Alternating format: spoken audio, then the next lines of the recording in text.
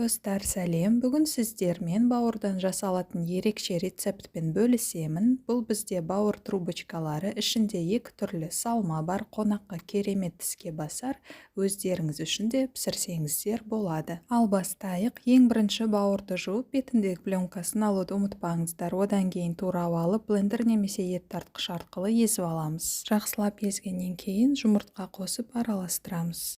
Артынша сүт пен ұн қосып біркелкі болғанша жақсылап араластырамыз. Соңында тұз бен қара бұрыш қосып тағы бір араластырып аламыз. Мінекей осындай сұйық болу керек, себебі біз бұдан қазір құймақ пісіреміз. Енді қызып тұрған табаға кішкене сұйық май тамызып, сұйық салмадан бір ожаудай құямыз. Біздің бауыр құймақ секілді болып шығу керек, тым қалың да емес, қатты жұқа да емес. Себебі біз оларды орап трубочка жасаймыз. Егер тым қалың болып кетсе, онда ораған кезде жыртылып сынатын болады.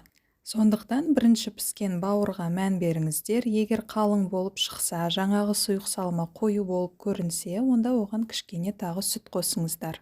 Міндетті түрде дәмін көріңіздер, тұз бұрыш аз болса тағы қосыңыздар. Қатты жұқа қылудың да қажеті жоқ, себебі бауырдың дәмі сезілмей қалады, яғни қалыңдығы орташа болу керек.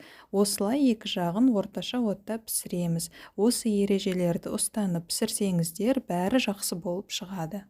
Мінекей достар, мен сізге жақыннан көрсетейін. Бауыр құймақтары осындай болып шығу керек. Тым қалың да емес, қатты жұқа да емес. Осылай біз ораған кезде жыртылмайтын болады. Ал енді бірінші салманы дайындайық. Қызып тұрған табаға сұйық май құйып, осылай туралған пиязды жұмсарғанша қуырамыз. Одан кейін тұздап, үкіштен өткізілген сәбіз қосып, араластырып, орташа отта сәбіз толық жұмсарғанша пісіреміз. Ең соңында 2 ас қасық қаймақ қосып, араластырып аламыз. Бірінші салма осымен дайын. Енді екінші салма 5 қайнатылған жұмыртқамен 1-2 тілім сарымсақты үкіштің майда көзінен өткізіп, тұздап 1-2 қасық майонез қосып араластырамыз. Сарымсақ ұнатпайтын болсаңыздар, онда оны қоспасаңыздар да болады. Енді трубочка жасаймыз. Бауыр құймаққа бірінші жұмыртқа салмасын жағамыз, қатты қалың жақпаңыздар, кейін бір шетіне сәбіз салмасын осылай салып, орап бастаймыз. Мінекей оп-оңай оралады. Енді ортасынан кесіп, дастарханға қоямыз. Өте әдемі көрінеді.